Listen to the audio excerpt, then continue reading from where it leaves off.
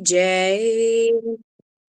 हरे राम राम राम हरे हरे, हरे कृष्ण कृष्ण कृष्ण हरे हरे, हरे राम राम राम हरे हरे, हरे कृष्ण कृष्ण कृष्ण हरे हरे, हरे राम राम हरे हरे, हरे कृष्ण कृष्ण कृष्ण हरे हरे। गोपिका जीवन स्मरणं गोविंद गोविंद। सद्गुरुनाथ महाराज की जय। शुक्लांबरधरं विष्णुं शशिवर्णं चतुर्भुजं प्रसन्नवदनं ध्यायेत् सर्वविघ्नोपशान्तये। गुरुब्रह्मा गुरुविष्णु गुरुर्देवो महेश्वरः, गुरुः साक्षात् परं ब्रह्म तस्मै श्रीगुरवे नमः। कलये सुन्दराकारं सदैकप्रियदर्शनम् अज्ञाननाशकं देवं सद्गुरुं मुरलीधरं मुरलीमण्डितकरकमलं मुनिजनमोहनं व्यत्यस्तपादं वनमालाधारिणं प्रेम भक्तमण्डल नित्यकीर्तितं श्रीप्रेमिकवरदम् आश्रयेऽहम्। यस्य स्मरणमात्रेण जिह्वायां वर्धते स्वयं महामन्त्रं तं भजामि मुरलीधरदेशिकं। प्रेमामृतं यो मुरलीनिनादैः श्रीकृष्णरूपेण पुराववर्ष अद्यापि सोऽयं मुरलीधराख्यो पुष्णाति प्रेम्णा भुवनं सहर्षं। विश्वकल्याणदातारं मुरलीधर सद्गुरुं ज्ञानिनं परमं शान्तं भूयो भूयो नमाम्यहं। संकीर्तिते महामन्त्रे तत्राविर्भूय तत्क्षणं सुप्रसन्नो भवेद्यस्तं प्रेमिकवरदं भजे। जन्माद्यस्य यतोऽन्वयात् इतरतश्चार्तेषु अभिज्ञस्वराट् तेने ब्रह्महृदाय आदिकवये मुह्यन्ति यत्सूरयः। तेजो वारिमृदां यथा विनिमयो यत्र त्रिसर्गो मृषा दाम्ना स्वेन सदा निरस्तकुहकं सत्यं परं धीमहि। धर्मः प्रोजितकैतवो अत्र परमो निर्मत्सराणां सतां वेद्यं वास्तवमत्र वस्तु शिवदं तापत्रयोन्मूलनं।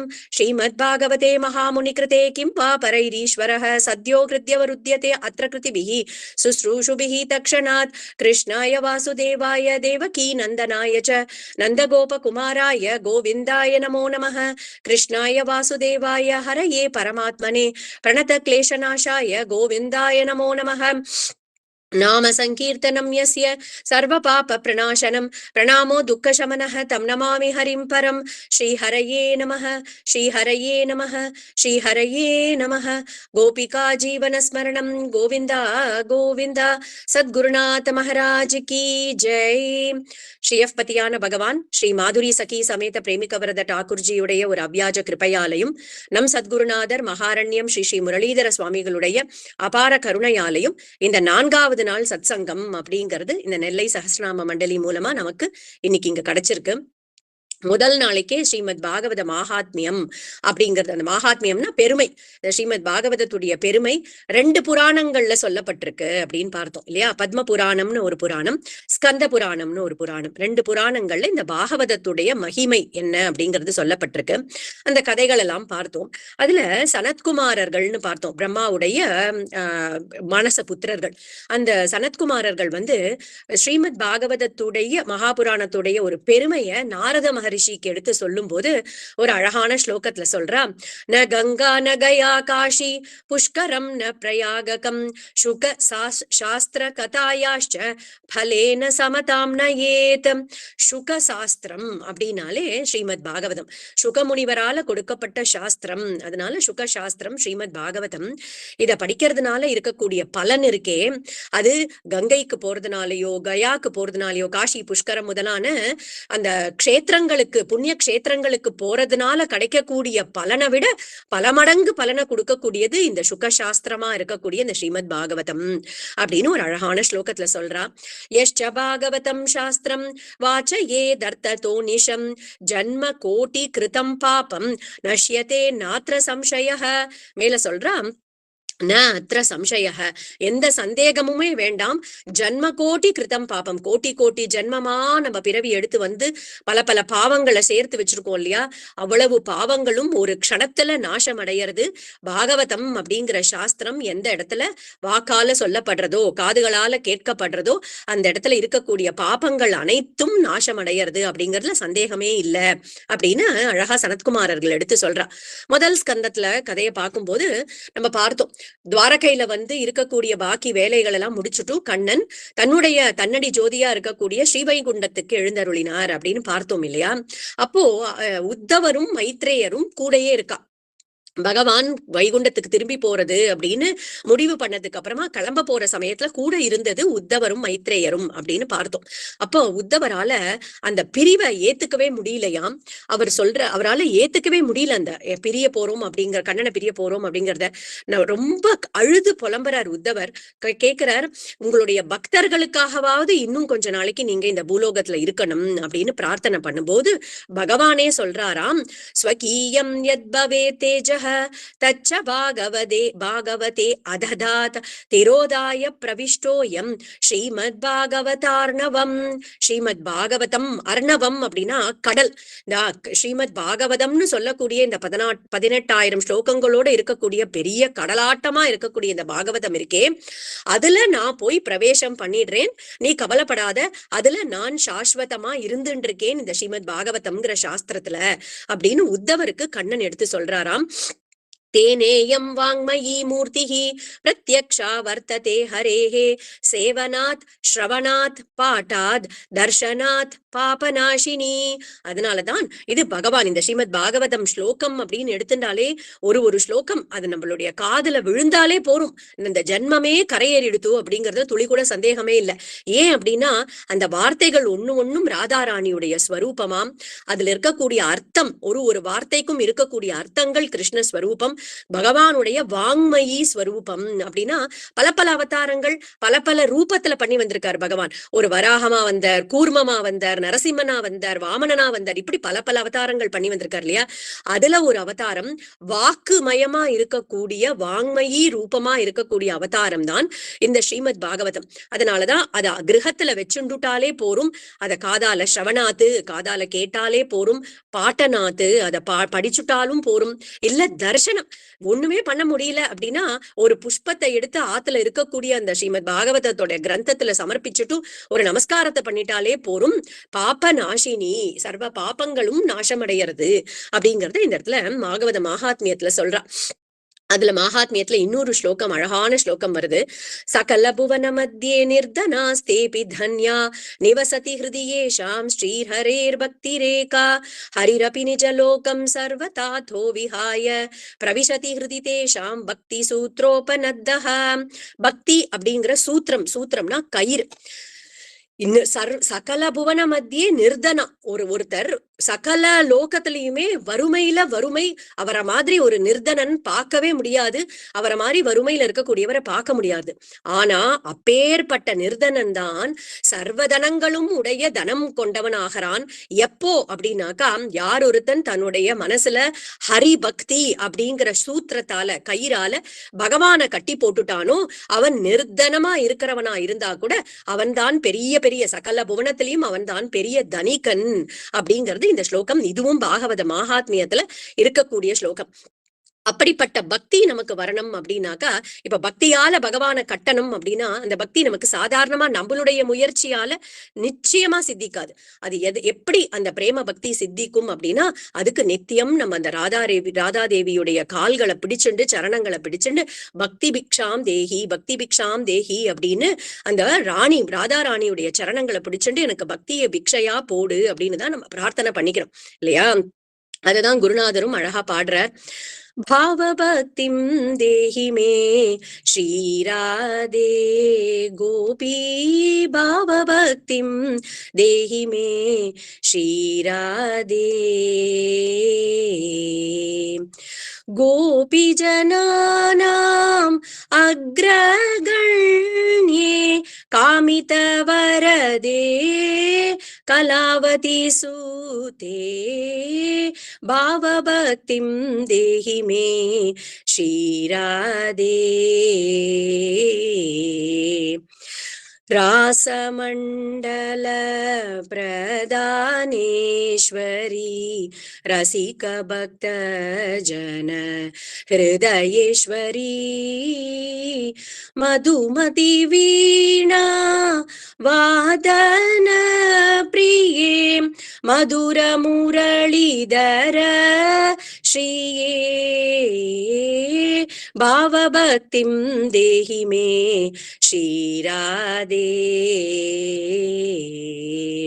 நித்தியமே இந்த பிரார்த்தனைய பண்ணி அந்த ராதாராணியுடைய சரணங்களை பிடிச்சுண்டு எனக்கு இந்த கோபிகைகளுக்கு இருந்ததே ஒரு பாவ பக்தி, அந்த பாவ பக்தியை எனக்கும் பிச்சையா போடு அப்படின்னு பிரார்த்திக்கிறச்சேதான் அப்படிப்பட்ட ஒரு பக்தி நமக்கும் சித்திக்கும். அந்த பக்தி இருந்துட்டுதுனாக்கா அந்த ஹரி அப்படின்னு சொல்லக்கூடிய பகவான நம்மளுடைய ஹிருதயத்துல நம்ம கட்டி போட்டுடலாம் அப்படின்னு தான் அந்த ஸ்லோகம் சொல்றது. இப்ப பாகவதம் என்ன பண்றது, எதுக்கு மருந்தா இருக்கு அப்படின்னா சோகம் மோகம் பயம் அப்படிங்கிற மூணு இந்த லோகத்துல இருக்கக்கூடிய எல்லாருக்கும் இருக்கக்கூடியதுதான். சோகம் அப்படிங்கிறது அவரவர்களுக்கு வரக்கூடிய துக்கங்கள், பயம் அப்படின்னா தெரியும் இருக்கக்கூடிய பயங்கள், மோகம் அப்படிங்கிறது இந்த லோகத்துல இருக்கக்கூடிய பொருள்கள் மேல நமக்கு ஆசை ஏற்படுறது இல்லையா, அந்த மோகம் இன்ஃபாக்சுவேஷன் சொல்றோம் இல்லையா, அதுதான். இந்த மூணுத்துக்கும் மருந்தா இருக்கக்கூடியது இந்த ஸ்ரீமத் பாகவதம். வித்யதே ஹிருதய கிரந்திஹி சித்யந்தே சர்வ சம்சயாஹ क्षीयन्ते चास्य कर्माणि दृष्ट एवात्मनीश्वरे. அழகான ஸ்லோகம் இது. இந்த நம்மளுடைய ஹிருதயத்துல எத்தனையோ சந்தேகங்கள் இருக்கும், எத்தனையோ முடிச்சுக்கள் இருக்கும் இல்லையா, அந்த முடிச்சுக்கள்லாம் ஆட்டோமேட்டிக்கா அவிழ்ந்து போய் எல்லாம் ஒரு தெளிவு ஏற்பட்டு விடுறதாம் இந்த ஸ்ரீமத் பாகவதத்தை கேட்க கேட்க இல்லைன்னா பாட்டம் பண்ண அப்படின்னு அழகா சொல்றது. இது முதல் ஸ்கந்தத்துல இருக்கக்கூடிய அழகான ஸ்லோகம். இந்த ஸ்ரீமத் பாகவதத்தையே மகா புராணம் அப்படின்னு சொல்றோம் இல்லையா. ஒரு புராணம் அப்படின்னாக்கா அதுல பல லட்சணங்கள் இருக்கும். ஒரு ஒரு புராணம் எடுத்துட்டோம்னா அதுல 2 லட்சணங்கள் இருக்கலாம், யூனிக் கேரக்டரிஸ்டிக்ஸ் இருக்கலாம், இல்ல சிலதுல வந்து 5 கேரக்டரிஸ்டிக்ஸ் இருக்கலாம். ஆனா இந்த ஸ்ரீமத் பாகவதத்தை ஏன் மகா புராணம்னு சொல்றோம்னா இதுல 10 லட்சணங்கள் அடங்கி இருக்கு, 10 யூனிக் கேரக்டரிஸ்டிக்ஸ் இருக்கு. என்ன 10 கேரக்டரிஸ்டிக்ஸ் அப்படின்னா, சர்க்கம்னு சொல்லக்கூடிய பிரைமரி கிரியேஷன், பகவான் தானே சிருஷ்டி பண்ணக்கூடிய ரா மெட்டீரியல்ஸ் இருக்கு இல்லையா, இந்த பிரபஞ்சத்தை கிரியேட் பண்றதுக்கு முன்னாடி ரா மெட்டீரியல்ஸ் எல்லாம் கிரியேட் பண்றார். அந்த சர்க்கம்னு சொல்லக்கூடிய பிரைமரி கிரியேஷன் இதுல நன்னா பறக்க சொல்லப்பட்டிருக்கு. விசர்க்கம் அப்படின்னு சொல்லக்கூடிய செகண்டரி கிரியேஷன், பிரம்மா பண்ணக்கூடிய சிருஷ்டியும் இதுல அழகா சொல்லப்பட்டிருக்கு. மூணாவது, எப்படி பகவான் எல்லாத்தையும் ஒரு கண்ட்ரோல்ல ஒரு ஆர்டர்ல வச்சுட்டு இருக்கான் இல்லையா அப்படின்னு சொல்லக்கூடிய அந்த ஸ்தானம்னு சொல்லக்கூடிய 3வது லட்சணமும் இதுல அழகா சொல்லப்பட்டிருக்கு. போஷணம் தான் 4வது. போஷணம்னா படைச்சாச்சு, பிரபஞ்சத்தை படைச்சாச்சு, ஜீவராசிகளை படைச்சாச்சு, ஆனா அதெல்லாம் போஷிக்கணும். அத பகவான் எப்படி போஷிக்கிறார் அந்த ஜீவன்களை அப்படின்னும் இந்த ஸ்ரீமத் பாகவதத்துல அழகா சொல்லப்பட்டிருக்கு. அடுத்தது ஊத்தயக அப்படின்னா கர்ம வாசனைகள், ஏன் பல பல பிறவிகளை இந்த ஜீவாத்மாக்கள் எடுக்கிறது அப்படிங்கிற விஷயமும் இதுல நன்னா சொல்லப்பட்டிருக்கு. அப்புறம் 14 மனுக்கள் இருக்கார்கள்னு கேள்விப்பட்டிருக்கோம் இல்லையா, அதுல ஒரு மன்வந்தரம் நம்ம இப்ப சங்கல்பம் பண்றச்ச கூட வைவஸ்வத மன்வந்தரே அப்படின்னு நம்ம பூஜைக்கெல்லாம் சங்கல்பம் பண்ணும்போது பண்றோம். விவஸ்வான் அப்படிங்கிற சூரியனுடைய புத்திரன் தான் இப்போ நமக்கு மனுவா இருக்கார். சோ அந்த மாதிரி 14 மனுக்கள் ஒரு கல்ப காலத்தை ஆட்சி பண்றார். சோ அந்த மாதிரி இருக்கக்கூடிய அந்த மனுவுடைய ஒரு எல்லா 14 மனுக்களுடைய மன்வந்தரமும் அழகா சொல்லப்பட்டிருக்கு இதுல. ஈசானு கதா, பகவான் எப்படி பல பல அவதாரங்களை பண்ணி பல பல லீலைகளை பண்றார் அப்படிங்கிறதும் இதுல அழகா சொல்லியிருக்கு.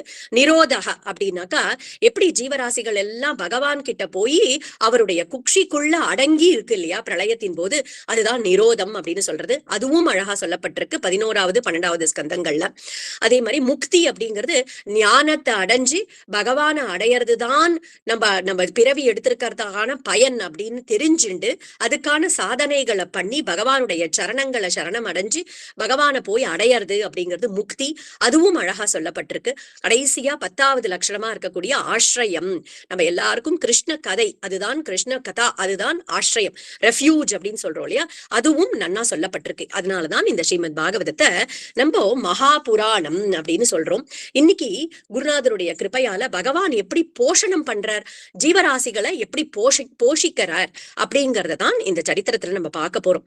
பக்திமா மார்க்கத்திலேந்து விலகியே போய் ரொம்ப அதர்மமா இருக்கக்கூடிய ஒருத்தரை கூட பகவான் சங்கல்பம் பண்ணிட்டாரானாக்கா எப்படி தன்கிட்ட அழைச்சிண்டு அவரை ரட்சிக்கிறார் அந்த ஜீவாத்மாவை அப்படிங்கறது தான் இங்க நம்ம பார்க்க போறோம். இன்னைக்கு நேத்திக்கு துருவ சரித்திரம் பார்த்தோம். அந்த துருவஸ்துதியே நம்ம வந்து பிரேயர் ஆஃப் கிராட்டிடியூட் அப்படின்னு சொல்லலாம். ஒரு நிறைய ஸ்துதிகள் இருக்கு பாகவதத்துல. அதுல இந்த துருவஸ்துதி வந்து பிரேயர் ஆஃப் கிராட்டிடியூட். அதாவது ஒரு நாளைக்கும் நம்ம நன்றியோட அந்த பகவானுக்கு ஒரு பிரார்த்தனை பண்றோம் இல்லையா? அதை இந்த துருவஸ்துதியை வச்சுட்டுதான் நம்ம வந்து அந்த பிரார்த்தனையை பண்ணலாம். அவ்வளவு அழகான ஒரு ஸ்தோத்திரம் இது. இது வந்து இதுல என்ன சொல்லியிருக்குன்னா, இதுல இந்த மனித பிறவி அப்படிங்கிறதே அரிதறிது மானிடராய் பிறத்தல் அரிது அப்படின்னு கிடைத்தற்கரிய ஒரு மனித பிறவி கிடைச்சிருக்கு. அதுவும் அது மட்டும் இல்லாம கண், காது, மூக்கு, அவயவங்கள் எல்லாம் நன்னா வேலை பண்ற மாதிரி வச்சிருக்கானே பகவான். அந்த பகவானுக்கு ஒரு நாளும் நம்ம கைய கூப்பி கிருதஜதை அப்படின்னு தேங்க்யூ சொல்ல வேண்டாமா? அதுக்குதான் இந்த துருவஸ்துதியை வச்சுண்டு அந்த ஸ்துதியை நம்ம பாராயணம் பண்ணிட்டோமானாலேக்கே அதுலயே துருவன் வந்து எப்படி நம்ம நன்றி சொல்லணும் அப்படிங்கறத அழகா காமிச்சு கொடுத்திருக்கார். அதைத்தான் நேத்திக்கு பார்த்தோம். அதுல ஒரு ஸ்லோகம், யா நிவ்ருதிஸ்தனுபிருதாம் தவ பாத பத்ம தியானாத் பவஜ்ஜன கதா ஸ்ரவணேன வாஸ்யா सा ब्रह्मणि स्वमहिमन्यपि नातमाभूत् किं त्वन्तकासि लुलितात् पततां विमानात्. அந்த பகவானுடைய சரணங்களை தியானம் பண்ணி அந்த பகவானுடைய கதைகளை கேட்டு ரசிச்சுண்டு பகவானுடைய நாமங்களை பாடும்போது கிடைக்கக்கூடிய ஒரு ஆனந்தம் இருக்கே, அது பிரம்மலோகத்துக்கு போய் பிரம்மானந்தத்துக்கு கூட ஈடானது கிடையாது. இந்த பூலோகத்துல இருந்துட்டு பகவானுடைய சரணங்களை தியானம் பண்ணிட்டு பகவானுடைய கதைகளை கேட்டுண்டு பகவானுடைய நாமங்களை வாயால கீர்த்தனம் பண்ணதுல கிடைக்கக்கூடிய ஆனந்தம் பிரம்மானந்தத்துக்கு கூட ஈடாகாது அப்படின்னு அழகா நமக்கு எடுத்து சொல்றார் அதுல துருவன். ஆனா அப்படிப்பட்ட பகவானுடைய சரண தியானம் அப்படிங்கிறது அவ்வளவு சீக்கிரமா கிடைச்சுடுமா அப்படின்னாக்கா நம்மளுடைய முயற்சியால கண்டிப்பா கிடைக்கவே கிடைக்காது. பகவானே தானாக வந்து நம்மளுடைய ஹிருதயத்துல வந்தால்தான் உண்டு இல்லையா? அதுதான் குருநாதரும் சொல்றார், நீயாக வந்தால்தான் உண்டு கண்ணா என்னிடம், நீயாக வந்தால்தான் உண்டு. தானமோ தவமோ யாகமோ யோகமோ உன் கருணைக்கு விலை ஆகிடுமோ, நீயாக வந்தால்தான் உண்டு கண்ணா என்னிடம், நீயாக வந்தால்தான் உண்டு. நீயா வந்தாதான் உண்டு கண்ணா. ஏன்னா நான் பிருத்துடைய சரித்திரத்திலேயே பார்க்கலாம். பிருத்து மகாராஜா அங்க ஒரு பட்டாபிஷேகம் பண்ணி வச்சார். பிரம்மா வந்து பட்டாபிஷேகம் பண்ணி வச்சார். அப்போ அவர் ஆட்சி பண்ண அந்த தார்மீகமா அவர் ஆட்சி பண்ண ஆரம்பிக்கும் போது என்ன ஆச்சு அப்படின்னாக்கா, அவருடைய ஆட்சி காலத்துல பார்க்கும்போது ஒரே பஞ்சமா இருக்கு. யாருக்குமே எதுவுமே சாப்பிடறதுக்கே கிடைக்க முடியாத அளவுக்கு ஒரு பஞ்சமா இருக்கு. அப்பதான் பிருத்து பாக்குறார், சரி இது பூமாதேவியுடைய வேலைதான், பூமாதேவி தான் எல்லாத்தையும் ஒழிச்சு வச்சுட்டு இருக்கா அப்படிங்கிறத பார்த்துட்டு அவர் வந்து மறுபடியும் அந்த பூமிய ஒரு சிக்ஷணம் பண்ணணும் அப்படிங்கிறதுக்காக தன் கையில வில்லையும் அம்பையும் எடுத்துட்டு பூமாதேவியை ஒரு சிக்ஷணம் பண்ணணும்ன்றதுக்காக ஒரு கோவமா கிளம்பும் போது அந்த பூமாதேவி என்ன பண்றா, ஒரு பசுமாவுடைய ஒரு ரூபத்தை எடுத்துட்டு ரொம்ப தூரம் ஓடுறா. அவள் ரொம்ப தூரம் ஓடியும் பிருத்து துரத்திண்டே போறார். அப்போ பூமாதேவி பார்த்துட்டு மறுபடியும் பிருத்து கிட்டேயே வந்து சரணாகதி பண்ணி அவர் காலில் விழுந்து நமஸ்காரம் பண்ணிட்டு சொல்றாள், நீங்க பரமபுருஷன் அப்படிங்கிறத.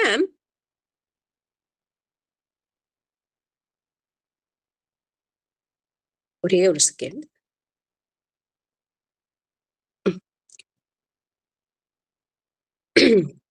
பிருத்து மகாராஜாவுடைய சரித்திரம் பார்த்துட்டு இருக்கோம். சில பேர் வந்து நீயாக வந்தால் தான் உண்டு அதுலயே கட் ஆயிடுதுன்னு சொல்றேன்.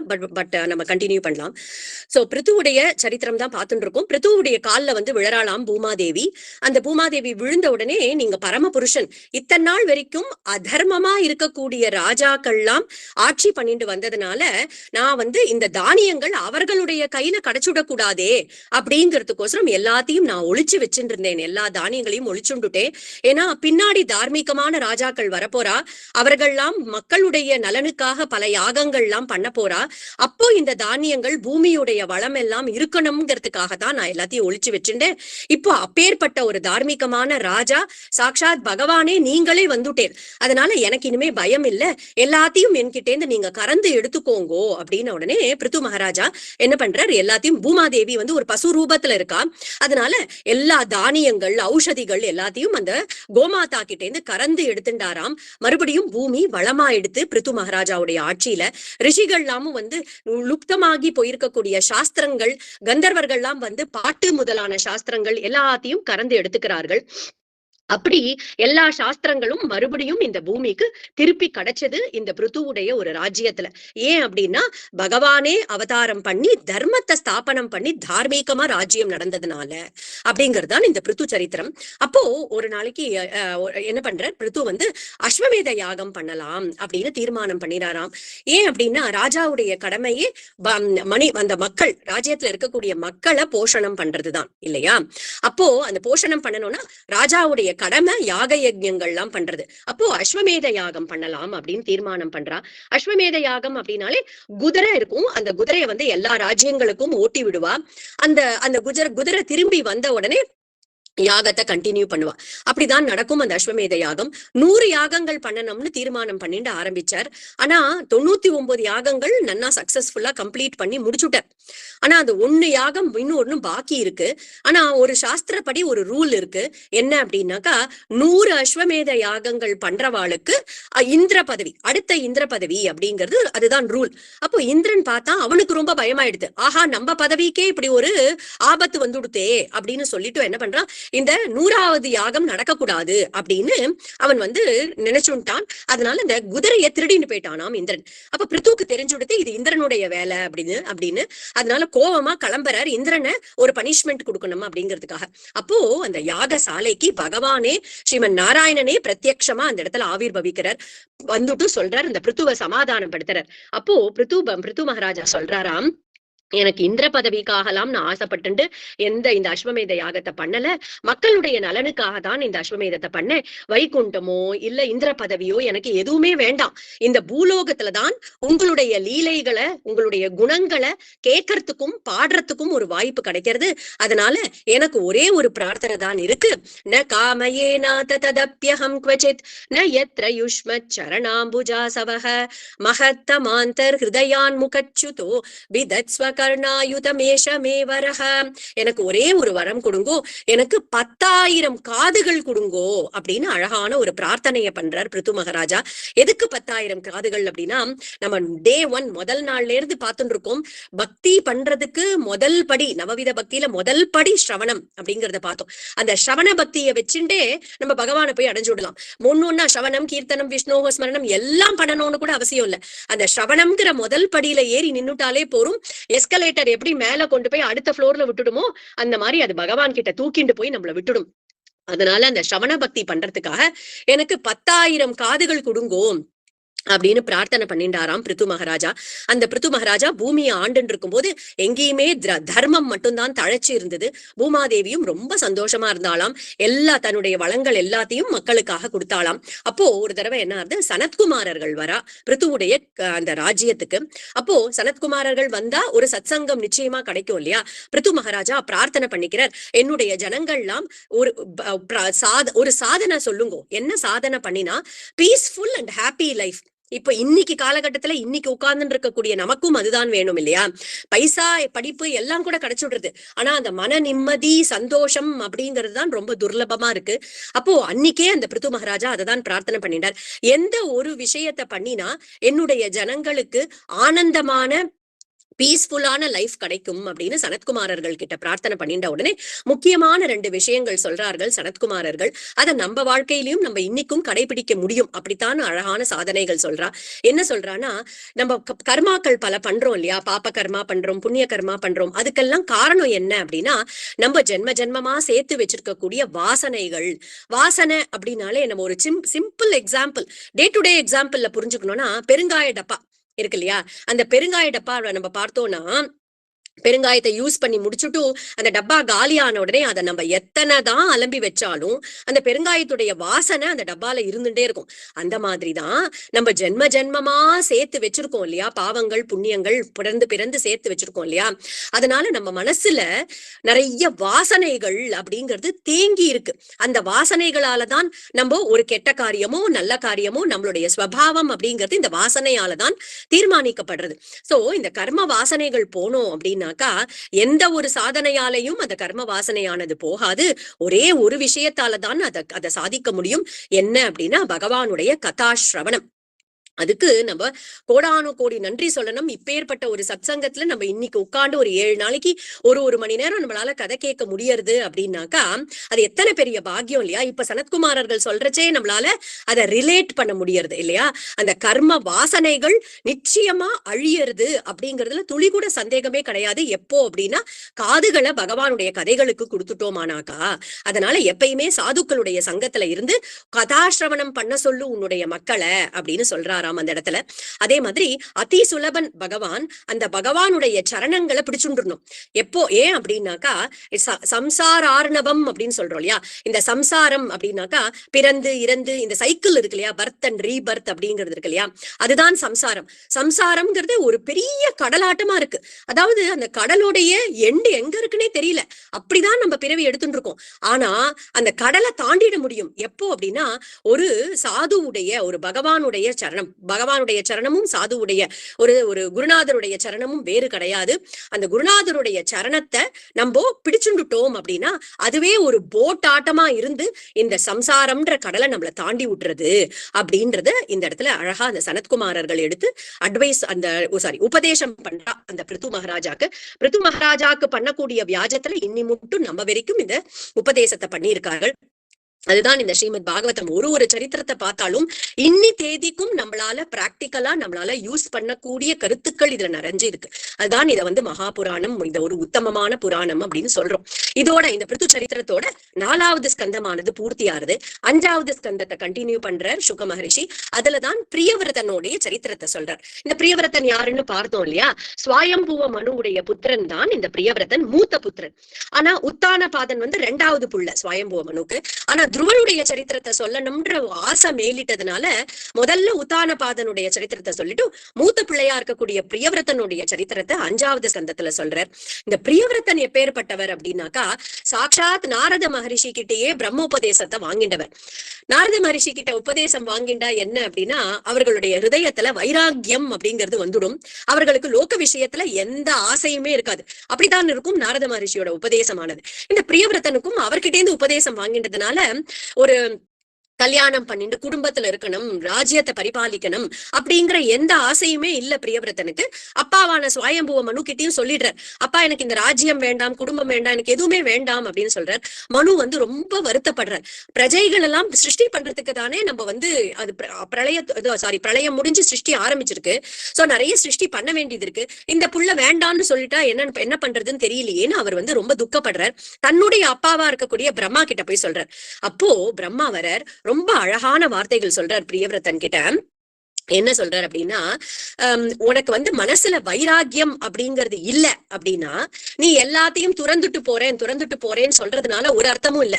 மனசுல வைராக்கியம் வராத வரைக்கும் எதையும் ராஜ்யத்தை விட்டு ஓடுறதுனாலயோ குடும்பத்தை விட்டு ஓடுறதுனாலயோ நீ எதையுமே சாதிக்க போறது இல்ல.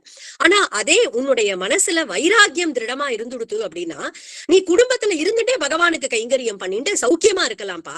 உன்னுடைய மனசுல அப்பேற்பட்ட திருடமான வைராக்கியம் ஏற்கனவே விதைக்கப்பட்டாச்சு நாரதருடைய கிருபையால. நீ சௌக்கியமா இந்த கிரகஸ்த தர்மத்துல இருந்துண்டு பகவானுக்கு பண்ண வேண்டிய காரியங்களை நீ பண்ணலாம். இதுல இருந்து நம்ம என்ன தெரிஞ்சுக்கலாம் அப்படின்னா எங்கேயுமே நம்ம ஓடி போகணும் அப்படின்ற அவசியமே இல்ல. கிரகஸ்த தர்மத்துல இருந்துட்டே பகவானுக்கு பிரியமான கர்மாக்களை பண்ணிண்டு பகவானுக்கு பிடிச்ச மாதிரி இருந்துட்டு இருக்க முடியும் அப்படிங்கறது இந்த பிரியவிரதனுடைய சரித்திரம் நமக்கு எடுத்து காமிக்கிறது. அந்த பிரியவிரதனுடைய புள்ள ஆக்னீதரன் அப்படின்னு, ஆக்னீதரனுடைய புள்ளை நாபியுடைய பிள்ளை தான் ரிஷபதேவர். அகெயின் ரிஷபதேவரும் ஒரு அவதாரம், பகவானுடைய ஒரு அவதாரம் தான் இந்த ரிஷபதேவர். அவருடைய அவதாரம் எதுக்கு ஏற்பட்டது அப்படின்னா சந்நியாச தர்மத்தை காமிக்கிறதுக்காக ஏற்பட்டது. சன்னியாசிகள் எப்படி இருக்கணும்னு தர்மத்தை காமிக்கிறதுக்காக வந்தது ரிஷபதேவர். அவருடைய அந்த உபதேசம் அப்படிங்கிறது 5வது ஸ்கந்தத்துல கொட்டி கிடக்கு. ரிஷபதேவருடைய உபதேசம் தன்னுடைய பிள்ளைகளுக்கு பண்றார். அதுல ஒரு ஸ்லோகம் தான் நம்ம இன்னைக்கு பார்க்க போறோம். குருர் ந சஸ்யாத் ஸ்வஜனோ ந சஸ்யாத் பிதா ந சஸ்யாத் ஜனனீ ந சாஸ்யாத் தெய்வம் ந தஸ்யாத் ந பதிஷ்ச சஸ்யாத் ந மோச்சயேத்யஹ சமுபேத மிருத்யும். ரொம்ப அழகான ஒரு ஸ்லோகம், மனசுல நம்ம வாங்கிக்க வேண்டிய ஒரு ஸ்லோகம் இது. என்னன்னா, ஒரு குரு எப்போ குருவாகிறார் அப்படின்னா, சிஷ்யனை கைய பிடிச்சு பகவான் கிட்ட கூட்டிட்டு போறவர் தான் குரு. அப்பேற்பட்ட குரு இல்ல, சிஷ்யனுக்கு பகவானை காமிச்சு கொடுக்காத குரு குருன சஸ்யாது, குரு கிடையாது. அதே மாதிரி தன்னுடைய பிள்ளைகளுடைய ஆன்மீக வளர்ச்சிக்கு சப்போர்ட் பண்ணாம இருக்கக்கூடிய அப்பா பிதான சஸ்யாது, பிதா கிடையாது. அதே மாதிரி வெறும் சாதத்தை மட்டும் ஊட்டி ஊட்டி வளர்க்கக்கூடிய அம்மா கிடையாது. எப்போ அம்மா ஆகிறாள் அப்படின்னா, பக்தியை ஊட்டி விடுறாளே குழந்தைக்கு, தன் சாதம் ஊட்டும் போதே பக்தியான கதைகளை சொல்லி பக்தியை ஊட்டி விடுற அம்மாதான் அம்மா, இல்லைன்னா அவள் அம்மா கிடையாது. அந்த மாதிரி லோகத்துல நம்மளுக்கு இருக்கக்கூடிய ரிலேஷன்ஷிப்ஸ்ன்னு சொல்றோம் இல்லையா, அது எல்லாமே நம்மளுடைய ஆன்மீக வளர்ச்சிக்கு நமக்கு ஹேத்துவா இருக்கணும். அப்பதான் கணவன் ஆகிறான், குரு ஆகிறார், பிதாவாகிறார், அம்மா ஆகிறாள் அப்படிங்கிற ஒரு உபதேசத்தை இந்த இடத்துல ரிஷபதேவர் 5வது ஸ்கந்தத்துல எடுத்து சொல்றார். ஜடபரதருடைய சரித்திரம், ரிஷபதேவருடைய சரித்திரம் இதெல்லாம் 5வது ஸ்கந்தத்துல இருக்கு. 5வது ஸ்கந்தம் முடியும் போது நரக லோகத்துடைய வர்ணனை வருது. ரொம்ப அழகான வர்ணனை. எத்தனை விதமான நரக்கங்கள் இருக்கு அப்படின்னு ஒரு லிஸ்ட் கொடுக்கிறாரு அந்த இடத்துல. அதை கேட்டானோ இல்லையோ பரீட்சித் மகாராஜாக்கு ரொம்ப பயமாயிடுத்து அந்த நரக்க வர்ணனையை கேட்ட உடனே. அதுநேக மகாபாக யதைவ நரகான் நரஹ நானோக்ரயா தனயோன்னேதது தன்மே வியாக்கியாதுமர்ஹசி. இந்த நரகத்துல எல்லாம் புகாம இருக்கிறதுக்கு என்ன அனுஷ்டானங்கள் பண்ணணும்னு சொல்லுங்கோ. ஏன்னா எல்லாருமே நம்மளுடைய மனசாலையும் வாக்காலையும் உடம்பாலையும் சகல விதமான பாவங்களும் பண்ணிட்டு தான் இருக்கும். அதுக்கான பிராயஷ்சித்தத்தை நம்ம தேடிக்கலை அப்படின்னாக்கா இந்த நரகத்துல புக வேண்டியதுதான் விதி இல்லையா? அதனால கேட்கிறார், குவச்சின் நிவர்த்ததே அபத்ராத் குவச்சித் சரதி தத் புனஹ பிராயஷ்சித்தமதோபார்த்தம் மன்யே குஞ்சர சௌச்சவத்து. ஆனா பிராயச்சித்தங்கள்னு தேடி தேடி பிராயச்சித்தங்கள் பண்ணாலும் நம்மளுடைய வாசனைகள், நமக்குள்ளேயே இருந்துட்டு இருக்கக்கூடிய வாசனைகள் திரும்பியும் போய் வேற விதமான பாவத்தை பண்றதுக்கு தான் தூண்டுறது. அதனால இந்த பிராயச்சித்தங்கள்லாம் என்ன ஆறுது அப்படின்னா, குஞ்சர சௌச்சவத்து. குஞ்சரம்னா யானை. ஒரு யானை பாக நன்னா குளிப்பாட்டிட்டு அந்த மேல ஏத்திட்டு வந்த உடனே, கரைக்கு வந்த உடனே அந்த மண் என்ன பண்ணும், அந்த யானை கீழே கிடைக்கக்கூடிய மண்ணு சத்தை குப்பை எல்லாத்தையும் எடுத்து மறுபடியும் தலையில போட்டுக்கும், மறுபடியும் குப்பையாயிடும். அந்த மாதிரி ஆயிடுறது இந்த பிராயஷ்சித்தங்கள்லாம். என்னதான் பிராயஷ்சித்தம் பண்ணாலும் மறுபடியும் அந்த வாசனைகள் கர்மாவை பண்றதுக்கு தானே தூண்டுறது. இதுல இருந்து விடுபடுறதுக்கு என்ன வழி அப்படின்னு உடனே சுகர் சொல்ற, கர்மனா கர்ம நிர்ஹாரோ ந ஹ்யாத்யந்திக இஷ்யதே அவித்வத் அதிகாரித்வாத் பிராயஷ்சித்தம் விமர்சனம். அப்போ ஹே ராஜன்னு, இந்த பிராயஷ்சித்தம் அப்படிங்கிறது முடிவு கிடையாது. பிராயஷ்சித்தம் பண்ணாலும் அவனுடைய மனசுல அஜ்ஞானம் அப்படிங்கிறது குடிக்கொண்டுதான் இருக்கு. அந்த அஜ்ஞானம்ங்கிறது விலகாத வரைக்கும் பிராயஷ்சித்தங்கள் பண்ணாலும் மறுபடியும் வாசனைகள் பாவம் பண்ணத்தான் தூண்டும். அப்போ பகவான பத்தினதான தத்துவ ஞானம் அது கிடைச்சாதான் அந்த அஜ்ஞானம்ன்ற இருள் விலகி, அப்பதான் அந்த வாசனைகள் விலகும். அந்த ஞானம் தான்பா வேணும். ஞானம் தான் பாபத்தை விலக்கக்கூடியது. தபசா பிரம்மச்சரியேன சமேன ச தமேன ச தியாகேன சத்ய சௌச்சாபியாம் யமேன நியமேன ச. என்னன்னா, தபசா பிரம்மச்சரியேன நம்மளுடைய இந்திரியங்களை அடக்கிறது, நம்மளுடைய மனசை அடக்கிறது, உடம்பையும் மனசையும் சுத்தமா வச்சுக்கிறது, எல்லா ஜீவராசிகள் கிட்டையும் தயையோட இருக்கிறது, அஹிம்சைய நம்ம பிராக்டிஸ் பண்றது. அதுதான் நம்மளுடைய பாபங்கள் எல்லாத்தையும் மனசால புத்தியால வாக்கால நம்ம பண்ணக்கூடிய பாப்பங்கள் அனைத்தையும் போக்கக்கூடியது. இந்த இன்னர் டிரான்ஸ்பர்மேஷன் அப்படிங்கிறது ஆகாத வரைக்கும் மண்ணியே குஞ்சர சௌச்ச வச்சுதான். ஒரு யானையை குளிப்பாட்டுற மாதிரிதான் பிராயச்சித்தங்கள் பண்ணாலும் அதனால பிரயோஜனம் ஏற்படாது அன்டில் இந்த இன்னர் டிரான்ஸ்பர்மேஷன் அப்படிங்கிறது நடக்கிற வரைக்கும். இந்த தபஸ் அப்படின்னு சொல்லும் போதே நம்ம பலமுறை பார்த்திருக்கோம். தபஸ் அப்படிங்கிறது காட்டுக்கு போய் தனியா மூச்சை பிடிச்சுட்டு நிக்கிறது தான் தபஸ் அப்படிங்கிறது இல்ல. நீங்களும் நானும் எல்லாரும் சாதாரண ஜனங்கள் முதற்கொண்டு தபஸ் பண்ண முடியும். என்ன அப்படின்னா, இந்த நாக்குக்கான தபஸ் அப்படிங்கிறது மிதமான ஆகாரம் சாப்பிட்டு மிதமா பேசிட்டு இருக்கிறது. அதுதான் குருநாதர் சொல்றார், வீணான வார்த்தைகளை தவிர்த்திடுவாய், வீணான வார்த்தைகளை தவிர்த்திடுவாய், நாம ஜபத்தை அதிகரித்திடுவாய் மனமே, நாம ஜபத்தை அதிகரித்திடுவாய்.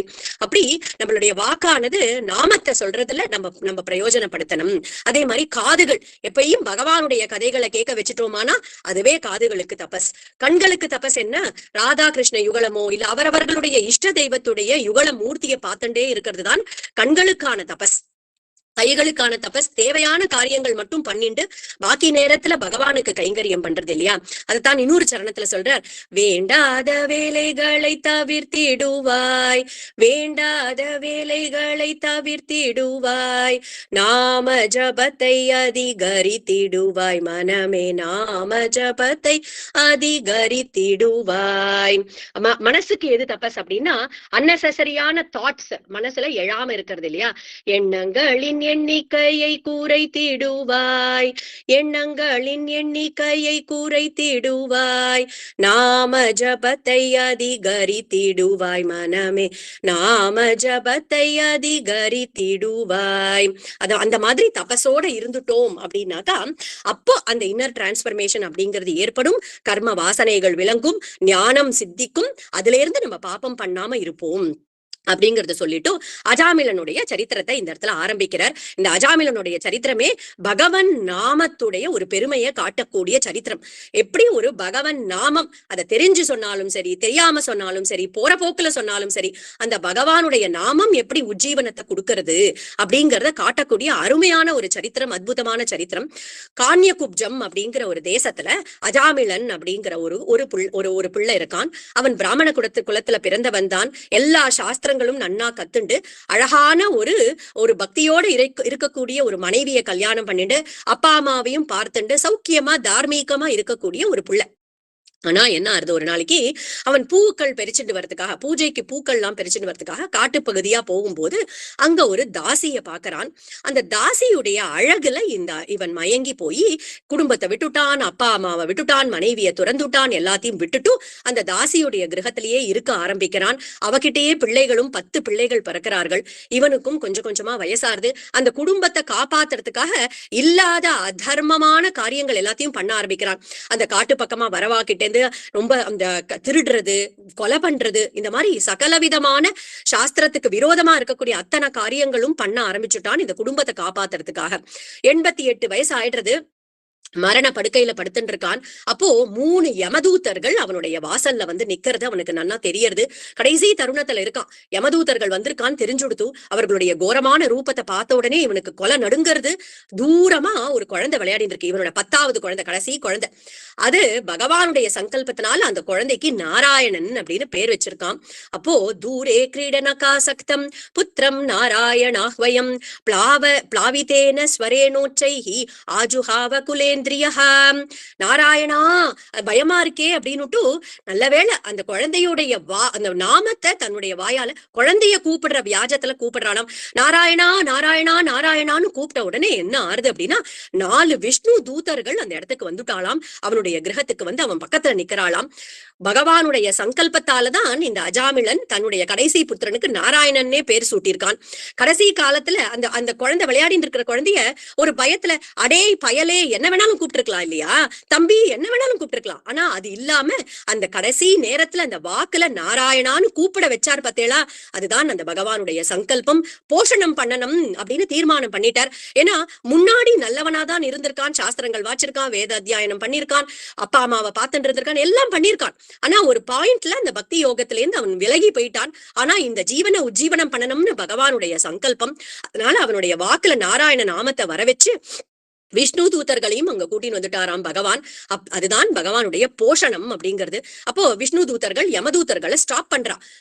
நீங்க என்ன பண்ணிட்டு இருக்கேள் அப்படின்னு உடனே இந்த யமதூதர்கள் கேட்கிறா, நீங்கெல்லாம் என்ன பண்றேள், நீங்களாம் யாருன்னே எங்களுக்கு தெரியலையே, எங்க கடமையை பண்ண விடாம தடுக்கிறீங்களே அப்படின்னு உடனே விஷ்ணு தூதர்கள் சொன்னாலா, உங்களுக்கு தர்மம் தெரியாதா, நீங்க யாரை அழைச்சிட்டு போறதுக்காக வந்திருக்கேளிங்க, எதுக்காக இவனுக்கு தண்டனை கொடுக்க பாக்குறேள் அப்படின்னு உடனே அந்த யமதூதர்கள் சொன்னா, தர்மம் எங்களுக்கு நன்னா தெரியும் சுவாமி, வேதத்துல சொல்லி இருக்கிறத பண்ணினா தர்மம், வேதத்துல பண்ணக்கூடாதுன்னு சொல்லியிருக்கிறத பண்ணினா அதர்மம். அதுதான் எங்களுடைய சுவாமி எங்களுக்கு சொல்லி கொடுத்திருக்கார். அதுதான் தர்மம், எங்களுக்கு தெரிஞ்ச தர்மம். இந்த அஜாமிளனோ வேதத்துக்கு விரோதமா இருக்கக்கூடிய அத்தனை காரியங்களும் பண்ணியிருக்கான். அதனால இவன் தண்டிக்கப்படக்கூடியவன், பட வேண்டியவன் இவன் அப்படின்னு சொன்னோன்னே விஷ்ணு தூதர்கள் சொன்னானா, இந்த அவன் பண்ணிருக்கக்கூடிய பாப்பங்கள் எல்லாத்தையும் போக்குறதுக்கான பிராயஷ்சித்தத்தை இவன் பண்ணியாச்சு. எப்ப நாராயணான்னு கூப்பிட்டானோ அதுவே சர்வ பாப்பங்களுக்கும் பிராயஷ்சித்தம் ஆயிடுத்து. ஸ்தேனஹ சுராபோ மித்ர திருக் பிரம்மஹா குரு தல்பகஹ ஸ்திரீ ராஜ பித்ரு கோஹந்தா ஏச்ச பாதகினோபரே. ரொம்ப முக்கியமான ஸ்லோகம், ஆனா ரொம்ப ஜாக்கிரதையா புரிஞ்சுக்க வேண்டிய ஸ்லோகம். விஷ்ணு தூதர்கள் சொல்ல ஸ்தேனக திருடுறதுனால வரக்கூடிய பாப்பம், சுராபானம்னு சொல்லக்கூடிய மதுபானங்களை பானம் பண்றதுனால வரக்கூடிய பாப்பம், மித்ரனுக்கு துரோகம் பண்ணதுனால வரக்கூடிய பாப்பம், குருக்கோ இல்ல ஸ்திரீகளுக்கோ யாருக்கோ பண்ணக்கூடிய மித்ர துரோகம் பண்றதுனால வரக்கூடிய பாப்பம், இல்ல ஒரு குருவையோ ஒரு கோஹத்தின்னு சொல்லக்கூடிய ஒரு பசுமாட்டையோ பிராமணர்களையோ ஸ்திரீயையோ ஒரு ராஜாவையோ வதம் பண்றதுனால வரக்கூடிய பாப்பம், அவ்வளோ பெரிய மகத்தான பாப்பங்கள் கூட பகவானுடைய நாமத்தை சொல்றதுனால விலகி போயிடுறது அப்படிங்கறத விஷ்ணு தூதர்கள் இங்க சொல்றா. ஆனா இந்த மாதிரி பாப்பங்கள்லாம் பண்றதுக்கான ஒரு டிக்கெட்னு எடுத்துக்க கூடாது நம்ம இந்த நாம சங்கீர்த்தனத்தை. இதுல என்ன நம்ம அழகா புரிஞ்சுக்கணும் அப்படின்னா, இப்பேற்பட்ட பாப்பங்கள் கூட பகவானுடைய நாமத்தை சொன்னா போறது அப்படின்னா, நம்ம தர்மத்துல நின்னு பகவானுக்கு பிடிக்கிற மாதிரி நம்ம வாழ்ந்துட்டு நம்மளுடைய கடமைகளை பண்ணிட்டு பகவானுக்கு பிரீத்தி ஏற்படுற மாதிரி அன்போட பகவான் நாமத்தை சொன்னா என்னதான் கொடுக்க மாட்டான் பகவான் இல்லையா? நம்ம மேல கருணையை பொழிஞ்சிட மாட்டானோ? அதுதான் இந்த ஸ்லோகத்துல நம்ம புரிஞ்சுக்க வேண்டியது. விஷ்ணு தூதர்கள் சொல்றா, சாங்கேத்யம் பாரிஹாஸ்யம் வா ஸ்தோபம் ஹேளனமேவ வைகுண்ட நாம கிரகணம் அசேஷாகஹரம் விதுஹூம். ஒருத்தன் ரொம்ப ஹேளனமா சொல்றான் நாமத்தை. அங்க போறான்டா, இந்த கோவிந்தனா கோவிந்தா கோவிந்தான்னு பஜனை பண்ணிட்டு போறான் பாருடா, அந்த கோவிந்தனை பாரு அப்படின்னு ஒரு ஏளனமா சொன்னா கூட அதுல ஒரு கோவிந்தா அப்படிங்கிற ஒரு நாமம் வந்துடுது இல்லையா? என்னடா எப்ப பார்த்தாலும் சிவ சிவான்னு சொல்ற அப்படின்னா அதுல கூட சிவநாமம் வந்துடுது இல்லையா?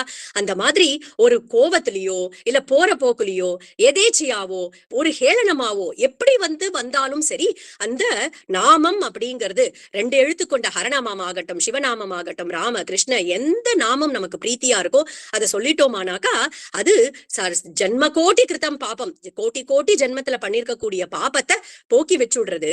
தியானம் யோகம் போன்ற அந்த மார்க்கங்கள்லாம் பூர்வ யுகத்துல சொல்லியிருந்தா இதெல்லாம் பகவானை அடையறதுக்கு வழி அப்படின்னுட்டு. ஆனா அதுக்கெல்லாம் இந்திரியங்களை நம்ம வசத்துல வச்சிருக்கணும், மனச நம்மளுடைய வசத்துல வச்சிருக்கணும். அதெல்லாம் இன்னைக்கு கூட ஒரு சில பேரால முடியலாம், இந்திரியங்களை வசப்படுத்துறதோ மனசை வசப்படுத்துறதோ. ஆனா நம்மள மாதிரி இருக்கக்கூடிய சாதாரண ஜனங்களுக்கு என்ன வழி அப்படின்னா, யஜுர்வேதத்துல கலித சந்தரண உபனிஷத் அப்படிங்கிற ஒரு உபனிஷத்துல அழகான நாம சங்கீர்த்தனமே வழி கலியுகத்துக்கு அப்படிங்கிறது ஸ்தாபனம் பண்ணப்பட்டிருக்கு. இன்னும் கலி சந்தரண உபனிஷத்துல ஹரேர் நாமைவ மம ஜீவனம் கலௌ நாஸ்தியேவ கதிரன்யதா, ஹரிநாமமே கதி சகல ஜீவராசிகளுக்கும் அப்படிங்கிறது இந்த இடத்துல கலிசந்தரண உபனிஷத் சொல்றது. அததான் நம் சத்குருநாதரும் அழகான தமிழ்ல நமக்கு எடுத்து கொடுக்கிறார். கலியையும் பலி கொள்ளும் துளி நியமமும் இல்லாத கீர்த்தனம் பாடீரே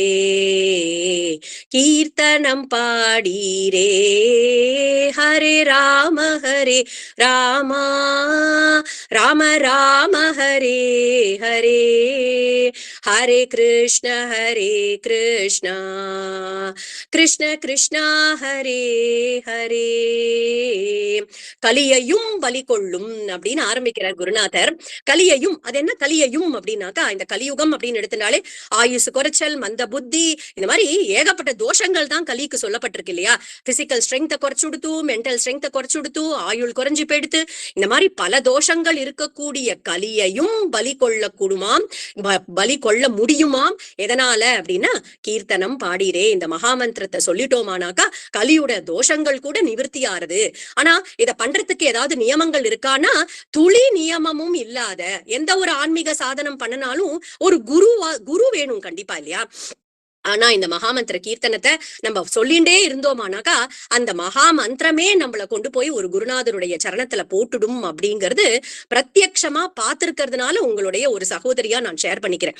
அந்த கீர்த்தனம், அந்த மகா மந்திரமே நம்மளை கொண்டு போய் ஒரு சரணத்துல, குருவுடைய சரணத்துல சேர்த்துடும். தியானம் பண்ணணும் அப்படின்னாக்கா புலனடக்கம், மனசை அடக்கிறது அதெல்லாம் இருக்கணும் இல்லையா? அஷ்டாங்க யோகம் எடுத்துட்டோம் அப்படின்னா 8 அங்கங்கள், யமம், நியமம், ஆசனம், பிராணாயாமம், இந்த மாதிரி 8 அங்கங்கள்லையும் கடைபிடிச்சாதான் அந்த அஷ்டாங்க யோகங்களை பண்ண முடியும். ஆனா பகவான் நாமா சொல்றதுக்கு துளி நியமமும் இல்ல. பகவான் நாமத்தை போற போக்குல சொன்னாலும் சரி, தெரிஞ்சு சொன்னாலும் சரி, பகவானுக்காக உட்கார்ந்து பூஜை ரூம்ல உட்கார்ந்து சொன்னாலும் சரி, இல்ல பஸ்லவையோ கார்லயோ போயிட்டு இருக்கும் போது சொன்னாலும் சரி, அது நிச்சயமா பலனை கொடுத்தே தீரும் அப்படிங்கறதுதான் இந்த அஜாமில சரித்திரம் நமக்கு எடுத்து காமிக்கிறது. அடுத்த சரணத்துல குருநாதர் சொல்ற, ஈரெட்டாவரணத்தை நீக்கியே முக்தி நல்கிடும் ஈரெட்டு சொற்கள் கொண்ட கீர்த்தனம் பாடீரே ஹரே ராம ரே ராமா ராம ராம ஹரே ஹரே ஹரே கிருஷ்ண கிருஷ்ண கிருஷ்ண ஹரே ஹரே. ஈரெட்டு சொற்கள் கொண்ட 2 8 16 சொற்கள் இருக்கு இந்த ஹரே ராம ராம ராம ஹரே ஹரே, ஹரே கிருஷ்ண கிருஷ்ண கிருஷ்ண ஹரே ஹரே அப்படிங்கிற மகாமந்திரத்துல இந்த 16 சொற்கள் கொண்ட கீர்த்தனத்தை பாடிட்டேலானாக்கா 16 ஆவரணங்கள்னா ஒரு போர்வை, கவரிங் அப்படின்னு வச்சுக்கலாம். இந்த போர்வைக்கு 16 போர்வைகள் போட்டு மறைச்சிருக்காம் இந்த ஜீவாத்மாவுடைய ஸ்வரூபத்தை. அதாவது நம்ம எல்லாமே ஜீவாத்மாக்கள் தான் இல்லையா? ஒரு ரூபத்தை எடுத்துட்டு இருக்கோம். அந்த ஜீவாத்மாவுடைய நிஜஸ்வரூபம் என்ன அப்படின்னா சச்சித் ஆனந்த ஸ்வரூபம் தான். ஆனா அந்த ஸ்வரூபத்தை மறைச்சுட்டு இருக்கு 16 போர்வைகள். என்ன 16 போர்வைகள்னா நம்மளுடைய பஞ்ச கர்மேந்திரியங்கள், பஞ்ச ஞானேந்திரியங்கள், இந்த உடம்பு எதனால் ஆக்கப்பட்டிருக்கோ அந்த 5 எலிமெண்ட்ஸ் ஆஃப் த பாடி, அதுக்கப்புறம் மனஸ், இந்த 16ம் இந்த ஜீவனுடைய ஒரு ஸ்வரூபத்தை தெரிஞ்சுக்க முடியாம ஆவரணங்களா போர்வையா மறைச்சிருக்கு.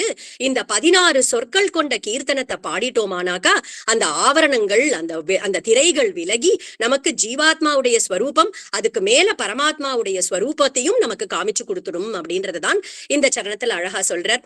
அது இந்த பாட்டு, இந்த கீர்த்தனத்தை பாடுறதுனால எனக்கு சரி ஆவரணங்கள் விலகிறது, ஜீவாத்மா பரமாத்மா இருக்கட்டும் சுவாமி, ஆனா இப்போ எனக்கு இன்னைக்கு தயிர் சாதம் வேணுமே, அதுக்கு என்ன நடக்கிறது அப்படின்னாக்கா மண்ணுலக ஆசைகளும் விண்ணுலக ஆசைகளும் கணபொழுதில் நல்கிடும் கீர்த்தனம் பாடீரே ஹரே ராம ராமா ராம ராம ஹரே ஹரே ஹரே கிருஷ்ண கிருஷ்ண கிருஷ்ண ஹரே ஹரே. இந்த கீர்த்தன மகாமந்திரத்தை பாடிட்டோமானாக்கா இந்த சரீரத்துக்குன்னு ஒரு தர்மம் இருக்கு. அதுக்கு வேளைக்கு சாப்பாடு தேவைப்படுறது, டீசென்டான ஒரு லிவிங்க்கு வேண்டிய பொருள் கண்டிப்பா நிச்சயமா தேவைப்படுறது, உடலுக்கு ஆரோக்கியம் தேவைப்படுறது, நம்ம நன்னா டீசென்டா ட்ரெஸ் பண்ணிக்கிறதுக்கு ஒரு உடை தேவைப்படுறது, நம்ம மேல தலைக்கு மேல ஒரு கூரை தேவைப்படுறது, இதெல்லாம் இருக்கு இல்லையா? அந்த தேவைகள் எல்லாத்தையும் பூர்த்தி பண்ணி வச்சுடுறதாம் இந்த மகாமந்திரம். அது மட்டும் இல்ல, நம்மளுடைய ஆன்மீக பயணத்துக்கு, ஆன்மீக ஏற்றத்துக்கு தேவையானது 3: ஞானம், பக்தி, வைராகியம். அதையும் கொடுத்துடுறது. 2 ஆசைகளையும் பூர்த்தி பண்ணி வைக்கிறது இந்த மகாமந்திர கீர்த்தனம். சரி, இவ்வளவு பண்றது அப்படின்னாக்கா ஒரு ராதா கல்யாணம் பண்றோம், ஒரு சீதா கல்யாணம் பண்றோம், ஒரு சத்சங்கம் நடத்தணும் அப்படின்னாலே நமக்கு பொருள் கண்டிப்பா தேவைப்படுறது. பொருள் செலவு இருக்கதான் இருக்கு இல்லையா? அப்படின்னா இத்தனை மண்ணுலக ஆசைகள், விண்ணுலக ஆசைகள் எல்லாத்தையும் கொடுக்கறதுனா நான் ரொம்ப நிறைய செலவு பண்ணணுமோ அப்படின்னாக்கா பொருளோ செலவில்லை எனினும் அருளோ குவிந்திடும் கருவில் வராது காக்கும் கீர்த்தனம் பாடீரே ஹரே ராம ராமா ராம ராம ஹரே ஹரே ஹரே கிருஷ்ண கிருஷ்ண கிருஷ்ண ஹரே ஹரே. பொருளோ செலவில்லை, ஒரு பைசா கூட செலவு பண்ண வேண்டாமாம் இந்த மகாமந்திரத்தை ஆத்துல உட்காந்து கீர்த்தனம் பண்றதுக்கு. எங்க உட்காந்து வேணாலும் கீர்த்தனம் பண்ணலாம், துளி கூட பொருள் செலவில்லை, அருளோ குவிந்திடும். பகவான் தன்னுடைய அருளை குவிச்சுடுவானாம். இந்த கீர்த்தனத்தை பாடிட்டோமானாக்கா மறுபடியும் கருவில் வந்து கஷ்டப்படாமல் காப்பாற்றக்கூடியது இந்த மகாமந்திரம். இந்த மாதிரி 16 சரணங்கள் இருக்கு, சொல்லிண்டே போலாம் பகவான் நாமத்துடைய பெருமையை. இதோட பூர்த்தி பண்ணிட்டு இங்க பகவான் நாமத்துடைய பெருமையை இந்த விஷ்ணு தூதர்கள்லாம் யமதூதர்களுக்கு எடுத்து சொல்லிட்டு தன்னுடைய லோகமா இருக்கக்கூடிய விஷ்ணு லோகத்துக்கு கிளம்பி போயிட்டார்கள். அப்ப யமதூதர்களும் தன்னுடைய லோகத்துக்கு கிளம்பி போயிட்டார்களாம், தன்னுடைய பாசக்கயிறெல்லாம் எடுத்துட்டு கிளம்பி போயிட்டார்கள். அஜாமிலன் பார்த்தா இப்போ 7 சாதுக்களுடைய சத்சங்கம் கிடைச்சுடுத்து இல்லையா, மரண படுக்கையில படுத்துட்டு இருக்கான். 3 யமதூதர்கள் 4 விஷ்ணு தூதர்கள் இவர்களுடைய கான்வர்சேஷனை கேட்கக்கூடிய ஒரு சாது சங்கம் அவனுக்கு கிடைச்சுடுத்து. தன்னுடைய தப்பை எல்லாம் உணர்ந்தானாம் அவன். அந்த க்ஷணமே எல்லாத்தையும் துறந்தான். அந்த தாசியுடைய குழந்தைகள் எல்லாத்தையும் துறந்துட்டு ஹரித்வாரம் அப்படிங்கிற சொல்லக்கூடிய அந்த க்ஷேத்திரத்துக்கு போய் பகவானுக்கும் பாகவதர்களுக்கும் கைங்கரியம் பண்ணிட்டு பகவானுடைய சரணத்தை போய் அடைஞ்சுட்டான். அதுக்குள்ள இந்த யமதூதர்கள் எல்லாம் திரும்பி யமலோகத்துக்கு போனா இல்லையா, அங்க போய் கோவத்தோட போறா. ஏன்னா தங்களுடைய வேலையை பண்ண முடியல, ராஜா கோச்சுக்க போறார், அதனால என்ன பண்றதுன்னு தெரியாம கோவத்தோட போறா. அங்க போன உடனே யமதர்ம ராஜாவை பார்த்து கேட்கிறாளாம், நாங்க நினைச்சோம் இந்த ஜீவன்களுடைய பாவ புண்ணியத்தெல்லாம் நிர்ணயிக்கிறது நம்ம மட்டும்தான், இங்க மட்டும்தான் இது நடக்கிறது அப்படின்னு நினைச்சோம். நீங்க தான் ஹெட் ஆஃப் த டிபார்ட்மெண்ட் இன்னி வரைக்கும் நினைச்சுட்டு இருக்கோம். இதே மாதிரியே வேற யாராவது இருக்காளா? நாங்க ஒரு உயிரை பறிக்கிறதுக்காக போனோம், அவர்கள் என்ன சொல்ற, நாங்க வந்து உயிரை பறிக்கிறதுக்காக போனா பறிக்க கூடாதுன்னு தடுத்து நிறுத்திட்டாவாலாம். என்ன நடக்கிறதுன்னு எங்களுக்கு ஒண்ணும் புரியலையே, நீங்க மட்டும்தான் இந்த டிபார்ட்மெண்ட் பாத்துக்கிறீங்களா, இல்ல உங்களுக்கு மேல வேற யாராவது இருக்காளா, எங்களுக்கு ஒண்ணும் புரியல, அவர்களை எதிர்த்து கூட எங்களால பேச முடியலையே அப்படின்னு ஓன்னு கத்துறா இந்த யமதூதர்களாம். அப்ப யமதூதன் யமதர்மராஜா என்ன சொன்னாராம், கொஞ்சம் சாந்தம் படுத்தினாராம். முதல்ல அமைதியா என்ன நடந்ததுன்னு சொல்லுங்கோ அப்படின்னு இந்த தூதர்கள் சொன்னா, அஜாமிலன்னு ஒருத்தனுடைய உயிரை பறிக்கிறதுக்காக போனோம், அவன் ஓன்னு கத்த ஆரம்பிச்சுட்டான். அப்போ யமதர்மராஜா சொன்னார், உயிரை பறிக்க போனா எல்லாரும் தான்ப்பா கத்துவா, அதுக்காக விட்டுட்டு வர முடியுமா, உன் கடமையை நீ பண்ண வேண்டாமா அப்படின்னு எல்லாரும் கத்துறா மாதிரி இவன் கத்தல சுவாமி, இவன் வேற மாதிரி கத்தினான். என்ன கத்தினான்னா, நாராயணேத்ய பிஹிதே மா பைரித்யாயு திருதம் அப்படின்னு கத்தினான். என்னன்னா நாராயணே ஏதி அப்படின்றா, நாராயணா அப்படின்னு கத்தினா. அப்போ 4 அழகான ஒரு ரூப லாவண்யத்தோட லட்சணத்தோட இருக்கக்கூடிய 4 மகா புருஷர்கள் அந்த இடத்துக்கு வந்துட்டா அப்படின்னு உடனே நாராயணா ஏதி அப்படின்ற வார்த்தையை கேட்ட உடனே யமதர்மராஜா தன்னுடைய ஆசனத்துல இருந்து எழுந்துட்டானாம். கைகளை தலைக்கு மேல அஞ்சலி முத்திரையா குமிச்சுண்டு கண்கள்ல ஆனந்த பாஷ்பத்தை பெருக்கிட்டு அப்படியே நிக்கிறாராம். இந்த யமகிங்கரர்களுக்கு எல்லாம் ஒண்ணும் புரியல, என்னது இது, இவரை சர்வ லோகேஸ்வரன் சர்வலோகத்துக்கும் ஈஸ்வரன் நம்ம நினைச்சுட்டு இருக்கோம், இவர் என்னமோ கண்ணை மூடிண்டார், தலையில கைய குவிச்சுட்டார், என்னமோ ஆனந்த பாஷ்பம் பெருக்கிட்டு நிக்கிறாரே அப்படின்னு உடனே யமதர்மராஜா சொல்றார், நீங்கள்லாம் என்னமோ நான் தான் பெரியவன்னு நினைச்சுட்டு இருக்கேள், ஸ்வதந்திரன் நினைச்சுட்டு இருக்கேள், அப்படி எதுவுமே கிடையாது. சமஸ்த தேவதைகள்ல நானும் ஒருத்தன். சர்வலோகேஸ்வரனா இருக்கக்கூடியது ஸ்ரீமன் நாராயணன் ஒருவன் தான், அவனுக்கு மேல்பட்ட ஈஸ்வரனும் கிடையாது. அந்த நாராயணனுடைய பக்தர்களாதான் நாங்கள்லாம் இருக்கோம். அந்த விஷ்ணு தூதர்கள் உங்ககிட்ட சொன்னதுக்கு பேரு பாகவத தர்மம்பா. அந்த பாகவத தர்மம் அப்படிங்கிறது 12 பேர்களுக்கு தான் தெரியும். ஸ்வயம்பூர் நாரத சம்புஹு குமாரஹ கபிலோ மனுஹு பிரஹ்லாதோ ஜனகோ பீஷ்மோ பலிர் வையாசகிர்வயம். ஸ்வயம்பூ அப்படின்னா பிரம்மா, ஸ்வயம்பூன்னு சொல்லக்கூடிய பிரம்மாவுக்கு தெரியும் இந்த பாகவத தர்மம். சம்பு நாரதருக்கு தெரியும். சம்புன்னு சொல்லக்கூடிய சிவபெருமானுக்கு தெரியும். குமாரகன் சொல்லக்கூடிய சனத்குமாரர்களுக்கு தெரியும். கபில பகவானுக்கு தெரியும். மனுவுக்கு தெரியும். பிரகலாதனுக்கு தெரியும். ஜனகருக்கு தெரியும். பீஷ்மருக்கு தெரியும். பலி சக்கரவர்த்திக்கு தெரியும். வையாசகின்னு சொல்லக்கூடிய சுக மகரிஷிக்கு தெரியும். அடுத்தது எனக்கு தெரியும், தர்மராஜாவா இருக்கக்கூடிய எனக்கு தெரியும். அவர்கள் சொல்லி கொடுத்தது பாகவத தர்மம் அப்படிங்கறத நன்னா தெரிஞ்சுக்கோங்க. அந்த பாகவத தர்மத்துல ரொம்ப முக்கியமானது ஹரிநாம சங்கீர்த்தனம் அப்படிங்கிறது. ஜிஹ்வான பக்தி பகவத் குணநாமதேயம் சேதச்சன ஸ்மரதி தச்சரணாரவிந்தம் கிருஷ்ணாயனோ நமதி யச்சிர ஏகதாபி தான் ஆனய துவமசதோ அகிருத விஷ்ணு கிருத்யான் ஜிஹ்வான பக்தி பகவத் குண நாமதேயம். யாருடைய வாக்கானது ஒரு க்ஷணம் ஒரு வாட்டி கூட யாருடைய நாக்கானது பகவானுடைய நாமங்களையோ குணங்களையோ லீலைகளையோ பாடலையோ அவர்கள்தான் தண்டிக்கப்பட வேண்டியவர்கள். அவர்களை இங்க கூட்டிட்டு வார்கோ. யாருடைய சிரமானது ஒரு தடவையாவது பகவானுடைய சரணத்தை விழுந்து வணங்கலையோ, யார் ஒருத்தர் ஒரு தடவை கூட சத்சங்கத்துக்குள்ளே போய் சேரலையோ, யார் பகவானுடைய நிந்தை பாகவதர்களுடைய நிந்தைய பண்ணிட்டு இருக்கார்களோ அவர்கள்தான் மகா பாபிகள். அவர்கள்தான் இங்க வந்து தண்டனையை அனுபவிக்க வேண்டியவர்கள். ஹரிதாசர்கள் இருக்கக்கூடிய பக்கமே போகாதீங்கோ. இப்பேற்பட்ட மகா பாபிகளை மட்டும் தான் இங்க கூட்டிட்டு வரணும். அப்படின்னு தர்மராஜா சொன்ன உடனே அப்ப எல்லாம் புரிஞ்சுதாம் அந்த யமகிங்கரர்களுக்கு. அந்த க்ஷணத்தில இருந்து ஹரிநாம கீர்த்தனமும் ஹரிதாசர்களும் இருக்கக்கூடிய இடத்துக்கு பக்கமே யமதூதர்கள் வரது கிடையாது அப்படிங்கிறது நம்ம அழகா இந்த சரித்திரத்துல இருந்து நம்ம இந்த இடத்துல தெரிஞ்சுக்கிறோம். இந்த சரித்திரத்தை கேட்ட நம்ம எல்லாருக்குமே மேலும் மேலும் பகவன் நாமத்துல நிறைய ருச்சி ஏற்பட்டு நிறைய நிறைய மகாமந்திர கீர்த்தனமும் மகாமந்திர ஜபமும் பண்ணணும் அப்படிங்கிறது, அதுவும் ராதாராணியுடைய ஒரு கிருபையால நமக்கு அந்த நாமருச்சி ஏற்படணும் அப்படிங்கறத பிரார்த்தனை பண்ணிக்கலாம். காயேன வாச்சா மனசேந்திரியைர்வா புத்தியாத்மனா வா பிரகிருதே ஸ்வபாவாத் கரோமி யத்யத் சகலம் பரஸ்மை ஸ்ரீமன்னாராயணாயேதி சமர்ப்பயாமி.